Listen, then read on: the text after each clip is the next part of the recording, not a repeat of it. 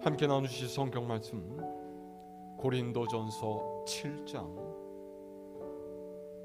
17절에서 24절의 말씀입니다. 신약성서 270년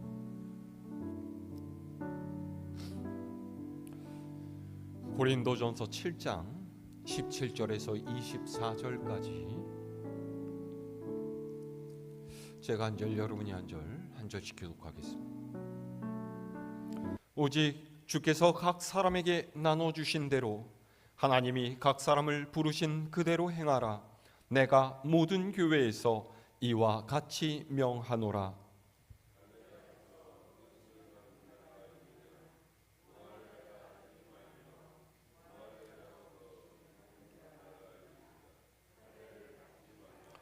할례 받는 것도 아무것도 아니요 할례 받지 아니하는 것도 아무것도 아니로되 오직 하나님의 계명을 지킬 따름이니라.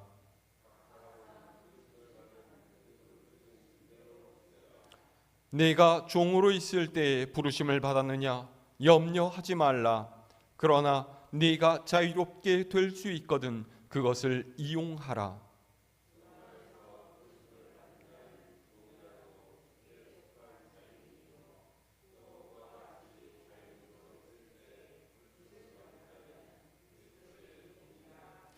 너희는 값으로 사신 것이니 사람들의 종이 되지 말라.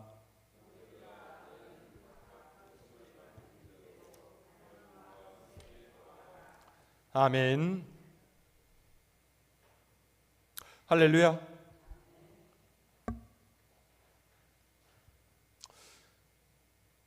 오늘 우리가 함께 나눌 고린도전서 7장의 말씀은요, 믿는 사람들을 향한 일종의 결혼 세미나라고 할 수가 있습니다.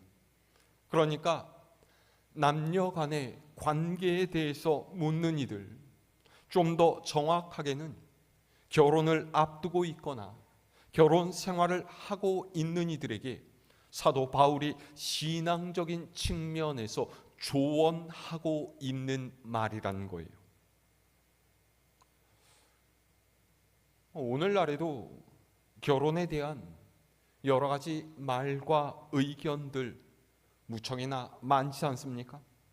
웬만한 큰 교회의 목사님들이라면은 행복한 결혼 생활은 이렇게 하는 것이다, 앞다투어서 책을 써내고요. 사회적으로도 각종 기관과 단체들이 어떻게 하면 행복하게 결혼 생활을 영위할 수 있는지에 대한 강연과 행사들을 엽니다. 이 자리에 앉아 계신 여러분들도 자기의 경험과 깨달음에 비추어서 부부관계 또 결혼 생활에 대해서 조언해 줄 것들 많지 않으십니까? 결혼하면 상대의 처지를 배려해 주어야 된다. 싸울 때에는 목소리를 높이지 말아라. 각자의 취향을 존중해 주어야 된다. 자존심을 지켜주어라. 져주는 게 이기는 것이다. 이런 등등 이야기를 하려면은 한도 끝도 없을 거예요. 그런데 오늘 말씀 위쪽에서 사도 바울이 전하는 것은요, 이런 세상의 것들과는 궤를 달리합니다. 바울은 행복한 결혼 생활을 하기 위해서 무엇을 갖춰야 한다, 어떤 품성과 태도를 가지고 어떻게 노력해야 된다, 시시콜콜하게 이야기하지 않습니다. 결혼한 사람은 결혼한 삶의 환경에서 가정을 지키기 위해서 최선을 다해야 하고, 결혼하지 않은 사람은 정욕을 억제하지 못할 경우는 결혼할 것이지만은 그렇지 않으면 그냥 지내는 것도 나쁘지 않다라고 해요. 근데 결혼해 본 적도 없는 바울이 뭘 알아갖고서 이렇게 이야기를 하고 있는 것일까요? 우리는 먼저 사도 바울이 이 이야기를 하게 된 배경을 좀 이해할 필요가 있습니다. 그 첫 번째는요, 이 편지를 받는 고린도 교회가 있는 고린도라는 도시의 상황이에요. 고린도는 지중해 연안 국가들 해상 교통과 무역 중심지 역할하는 굉장히 큰 항구 도시로 각양각색의 우상 숭배가 이루어지고 있었고요. 성적으로도 굉장히 문란한 도시였습니다. 고린도시의 가장 큰 종교 세력인 아데미 여신을 위해서 세운 신전에는요, 신전 창녀들이 1000명이나 되었고, 이런 문화 가운데 지내온 이들은 성적으로 문란하게 사는 것을 아무렇지도 않게 생각했어요. 그런 사람들에게 한 남자가 한 여자와 결혼해서 평생을 해로해야 한다라는 그리스도의 개념은 가치관의 혼란을 불러일으킨 것이죠. 그래서 고린도 교회에 입교하게 된 이방인 출신 성도들은요, 결혼을 꼭 해야만 하는 것이냐? 결혼했다가 이혼한 사람은 재혼을 해야 되느냐? 아니면 독신으로 살아야 하느냐?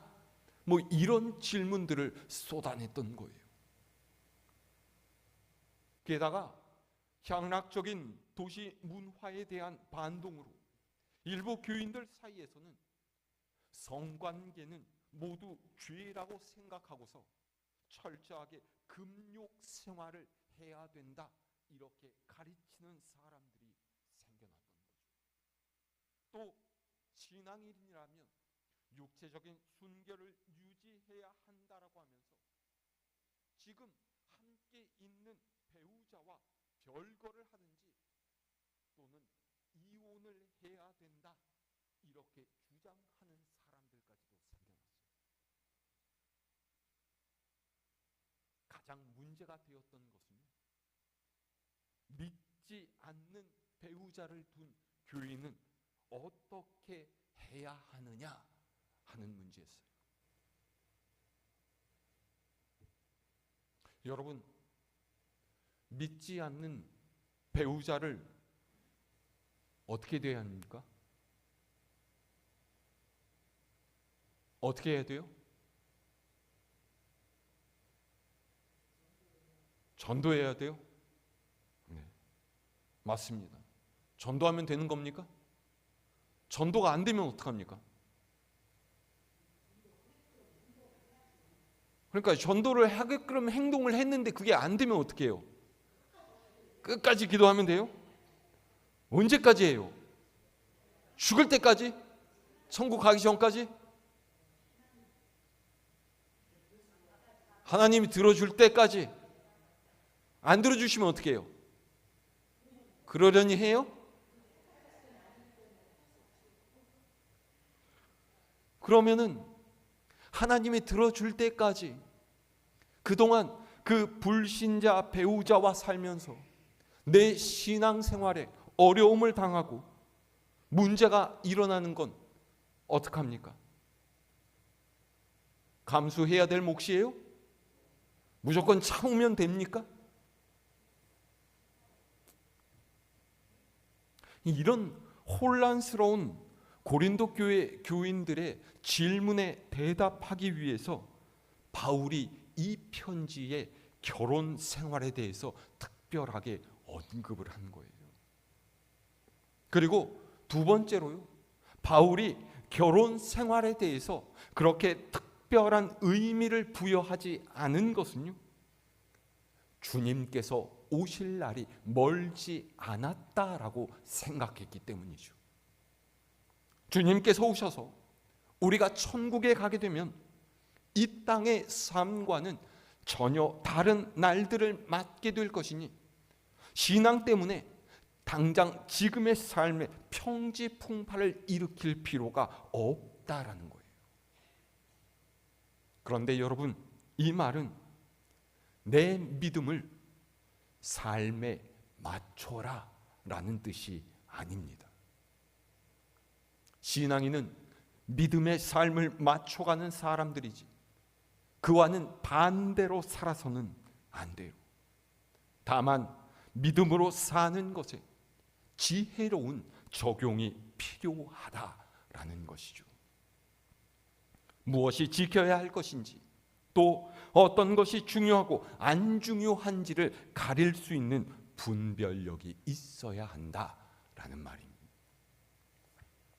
예를 들어서 오늘날의 신앙인들에게 만만치 않게 걸리는 문제가 바로 제사입니다. 여러분, 혹시 가정에서 제사 드리십니까? 드리시는 분도 있고 안 드리시는 분도 있고 그렇죠? 제사는요, 그야말로 귀신을 숭배하는 동양 사상의 대표적인 의식이라고 할 수가 있습니다. 죽어서 저승에 있는 귀신이 후손이 대접하는 음식을 먹으려고 다시 현세로 돌아온다라는 말도 안 되는 이야기죠. 이게 동양적인 사고 아래에서만 가능한 이야기인데요, 사실 죽은 이가 이승과 저승의 경계를 넘어서 그렇게 쉽게 왔다 갔다 할 수가 있겠습니까? 어쨌거나 그러면 나는 하나님을 섬기는 사람입니다. 제사를 절대로 드려서는 안 되겠다. 이게 맞습니까? 네. 그렇게 할 수 있으면 좋겠지만은요, 억지로 무리하게 제사를 없애버리거나 나는 절대로 절하지 않겠다 이렇게 고집을 부리게 되면 가족 내에 문제가 생길 수밖에 없어요. 그래서 이런 때 지혜가 필요한 거죠. 제사는 참여하되 절을 한다든지 하는 것은 간단한 묵렵 같은 것으로 대신하고 차츰차츰 추모 예배로 바꾸어가거나 제사를 드리지 않는 쪽으로 바꾸어가려는 노력을 해야 한다라는 거예요. 당장에 나는 그리스도인이 되었으니까 제사는 없어! 이렇게 말하면 어떤 일이 벌어지겠어요? 어쨌든 이런 두 가지 배경을 바탕으로 해서 사도 바울은 오늘 말씀 위쪽 1절에서 16절까지 해서 믿음을 중심으로 너희가 처한 형편에 맞게 살아라 그렇게 이야기하고 있죠. 자, 그러면 17절의 말씀 함께 읽어볼까요? 시작. 오직 주께서 각 사람에게 나눠주신 대로 하나님이 각 사람을 부르신 그대로 행하라. 내가 모든 교회에서 이와 같이 명하노라. 아멘. 사도 바울은 오늘 말씀을 단지 결혼의 문제에 국한시켜서 이야기하고 있지 않습니다. 믿음으로 살고 하나님께 충성하는 것은 신앙생활을 하기에 용이하거나 유리한 처지로 확 옮겨가야만 가능한 것은 아니라는 거예요.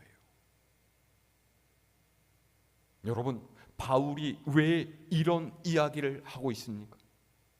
신앙의 문제로 교회가 믿지 않는 사람들의 반감을 사거나 적대적인 반응을 얻는 것을 피하고 각자가 처한 삶의 형편 가운데 하나님의 뜻을 실천해 가기 위해서죠. 하나님께서는 우리 각자의 형편과 처지를 잘 아시는 분이십니다. 그런 하나님께서 내게 다른 이와 구별되는 달란트를 주시고 또 환경과 조건을 주신 이유는 분명히 있어요.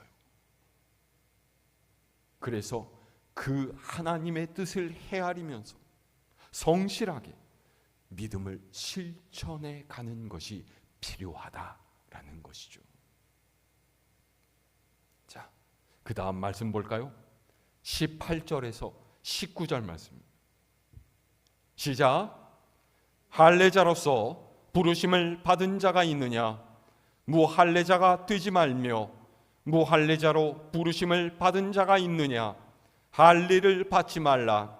할례 받는 것도 아무것도 아니요 할례 받지 아니하는 것도 아무것도 아니로되 오직 하나님의 계명을 지킬 따름이니라. 아멘. 바울이 뭐라고 합니까? 할례를 받은 유대인이 복음을 듣고 그리스도인이 되기를 결심했다라고 해서 무할례자인 이방인처럼 살아서는 안 되고, 무할례자인 이방인이 여호와 하나님을 섬기는 그리스도인이 되었다라고 해서 유대인처럼 율법에 근거한 할례를 받을 필요는 없다라는 거예요. 그러니까 예수 그리스도의 십자가 은혜를 알고 그분을 구세주로 믿어 구원받은 이들에게는 할례를 받았느냐 받지 않았느냐 하는 것은 아무런 문제가 되지 않는다라는 거죠. 그것은 우리의 신앙생활에서 본질적인 것이 아니라는 거예요. 바울이 이 말을 하는 것은요, 당시 유대교 그리스도인들 중에 몇 사람이 이방인 그리스도인들에게 너희도 할례를 받아야만 한다 이렇게 주장했기 때문이에요. 왜요? 너희가 섬기는 하나님은 이스라엘의 하나님이시니까 이스라엘 백성이 할례로 하나님의 백성이라는 증표를 삼았던 것처럼 너희도 그렇게 해야만 한다, 그런 거죠. 하지만 여러분, 할례는 주님께서 오시기 전의 일이에요. 예수 그리스도에 대한 믿음을 고백하기 전에 하나님의 백성으로 살겠다고 스스로 다짐하고 결단하는 의미로 할례를 행했던 거죠. 할례를 받는 행위 자체는 특별한 것이 없는 거예요. 보세요. 예전에 내 과거가 어떠했는지, 어떤 문제를 겪었고 또 어떤 상처를 받았었는지, 이런 것들은 믿는 이들을 얼거매지 못합니다. 구원받은 이가 바라보아야 할 곳은 뒤가 아닌 앞이에요. 그에게 필요한 것은 바로 지금 하나님의 말씀대로 살아가는 것이죠. 그래서 우리는 하나님의 은혜를 입은 이답게 하나님의 백성으로 합당하게 살기 위해서 노력해야 돼요. 지금 내가 말씀대로 살기 위해서 어떻게 노력하고 있느냐, 지금 내가 주님 안에서 어떤 모습으로 서 있느냐 하는 것이 중요하죠. 그것이 바로 내가 하나님을 섬기는 사람이고 예수 그리스도의 제자라는 증거인 거예요. 바울은 이걸 말하고 있는 거죠. 자, 20절 말씀 읽을까요? 시작. 각 사람은 부르심을 받은 그 부르심 그대로 지내라. 아멘. 바울은 구원받았던 그 환경에서 굳이 벗어날 필요가 없다라고 말하고 있어요. 앞서 말씀드렸던 것처럼 상황을 바꾸는 것이 중요한 것이 아니라 그 위치에서 주님을 섬기고 믿는 것이 중요하다라는 뜻이죠. 죄악된 환경에서 벗어나는 것이라면 모르지만요, 그것이 아니라면 굳이 그렇게 무리해야 할 필요가 없다라는 거예요. 여러분, 신천지 같은 이단이 문제를 일으키는 것 중에 가장 심각한 것이요, 바로 가정을 파괴하는 거예요. 남편이나 아내 혹은 자녀가 이단에 빠져가서 가족 내에 문제가 생기면요, 그 이단은 그 사람에게 가정을 버리고 나와서 이단 세력과 함께 있기를 종용합니다. 왜요? 네가 그 가정에 있으면 죄에 물들고 구원받지 못하게 된다, 이렇게 가르치는 거예요. 그들은 한 사람의 가정보다도 자기들 교리를 추종하는 한 사람의 열심분자를 만드는 것을 더 중요하게 생각해요. 하지만 올바른 교회는 절대로 그렇게 하지 않습니다. 지금 저에 있는 환경이 힘들고 어렵더라도 하나님께서 이루실 역사를 기대하면서 선한 말과 행실로 네 본분을 다해야 된다라고 가르치죠.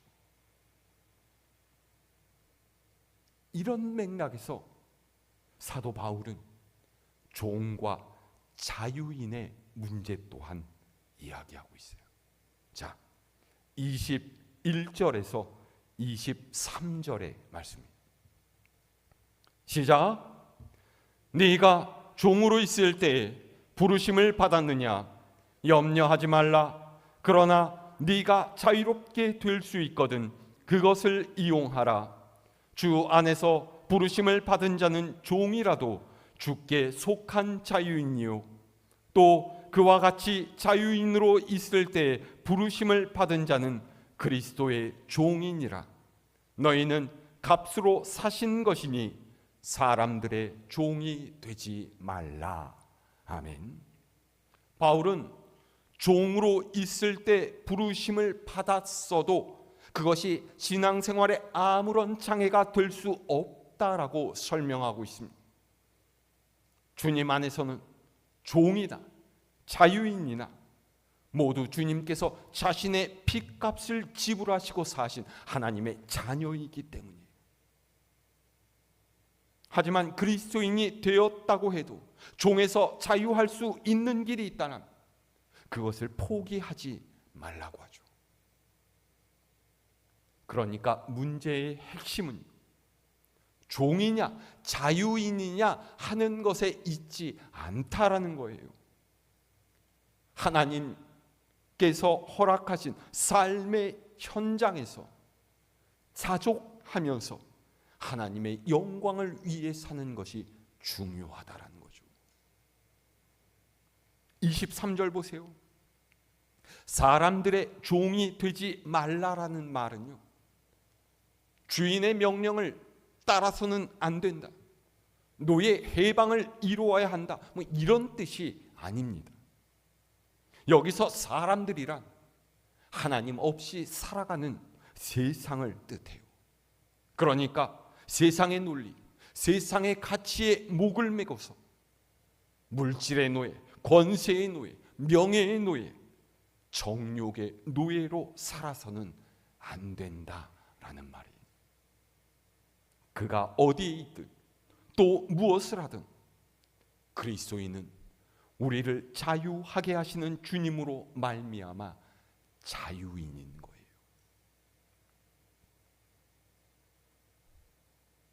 지금 우리나라 대통령이 가장 많이 외치는 말이 바로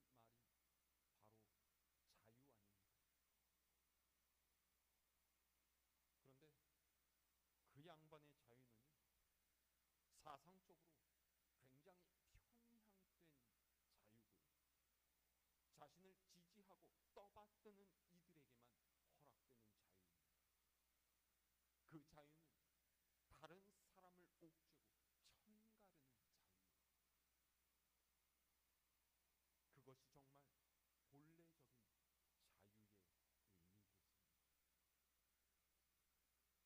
그러나 우리 주님께서 주시는 자유는 세상의 것과 같지 않습니다.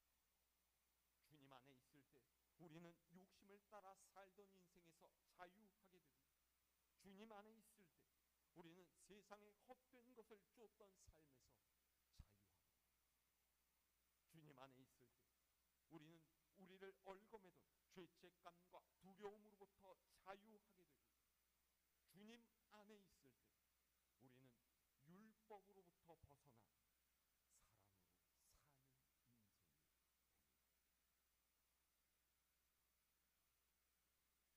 그래서 바울은 다시 한번 반복해서 24절 말씀을 결론으로 이야기합니다.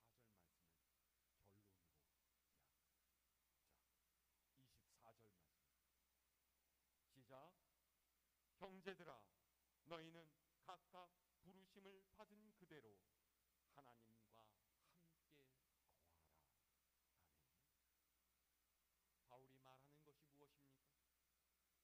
우리의 환경은 변하지 않지만 믿는 이는 하나님과 함께 거한다 하는 것.